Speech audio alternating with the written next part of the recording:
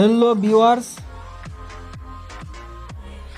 Welcome to my channel imo call. So বন্ধুরা, আজকের episode হলো আপনাদের জন্য কোনো রকম সফটওয়্যার ছাড়াই কিভাবে আপনি আপনার গ্যালারি বা ফোনের কোনো কিছু হাইড করে থাকবেন। অনেকেই কিন্তু বিভিন্ন ওয়েবসাইট অথবা প্লে স্টোর থেকে অ্যাপস ইউজ করে থাকেন কোনো কিছু হাইড করার জন্য, কিন্তু আজ আমি আপনাদেরকে দেখাবো কোনো রকম সফটওয়্যার ছাড়া কীভাবে হাইড করবেন কোনো রকম ভিডিও বা পিকচার। সো এতে কোনো সফটওয়্যার প্রয়োজন নেই।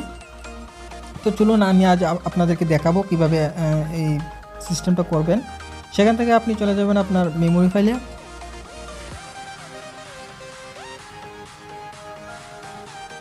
মেমোরি ফাইলে চলে যাওয়ার পর বন্ধুরা, আপনি চাইলে ডিভাইসে করতে পারেন অথবা মেমোরি কার্ডে করতে পারেন। আমি ডিভাইসে গেলাম, যাওয়ার পর এখানে যে ডট লাইন যে লাইনটা দেখতে পাচ্ছেন ওটাতে ক্লিক করলাম। ক্লিক করার পর আমি নতুন একটা ফাইল মেক করলাম। ফাইলের নাম দিলাম হচ্ছে ইমো কল। সো দেখুন উপরে কিন্তু ফাইলটা দেখাচ্ছে। এখন যদি এই ফাইলের ভিতরে কোনো রকম ইমেজ অথবা ভিডিও যদি থাকে তাহলে আপনি ফাইলটা হাইড করে নিতে পারেন। হাইড করলে যদি আপনি ফ্রেন্ড বা অন্য কেউ যদি আপনার ফোনটা ইউজ করে থাকে তাহলে কিন্তু কিছুই খুঁজে পাবে না।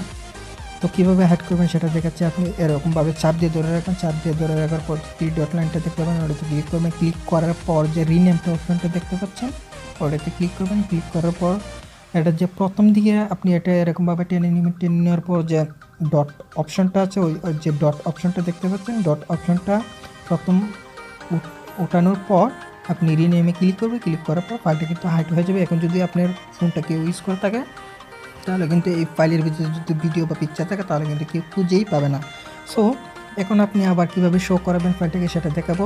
আপনি এরকমভাবে চলে আসবে প্রথমে, অথবা ফাইলের ভিতরে চলে যাবেন, যে ডট লাইনে আছে ওটাতে ক্লিক করবেন। ক্লিক করার পর যে সেটিং অপশনটা দেখবেন ওটাতে ক্লিক করবেন। ক্লিক করার পর যে শো অপশনটা দেখছেন, শো হাইডেন ফাইল, ওটাতে ক্লিক করবেন। ক্লিক করার পর আপনি আবার চলে যাবেন। দেখুন ফাইলটা আবার চলে এসেছে। এখন শো করতেছে। আপনি চাইলে আবার হাইড করতে পারেন। সেখান থেকে আপনি ডট অপশনে ক্লিক করবেন, সেটিংয়ে ক্লিক করে হাইড ক্লিক করবেন।